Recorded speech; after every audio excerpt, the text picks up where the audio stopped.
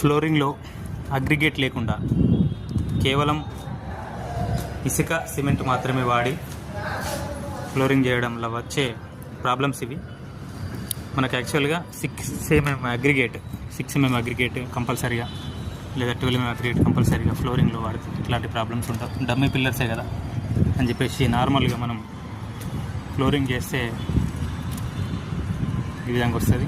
Dummy పిల్లర్స్కి కట్టడం కూడా మనం అగ్రిగేట్తోనే కంపల్సరీగా, ఎంత డమ్మీ పిల్లర్ అయినా కూడా సేమ్ పిల్లర్ క్యాస్టింగ్ చేసినట్టు చేస్తే బాగుంటుంది. పైన మాత్రమే పూత పెట్టాలి. సో దీని సొల్యూషన్ మీకు నెక్స్ట్ వీడియోలో మీకు ఎక్స్ప్లెయిన్ చేస్తాను.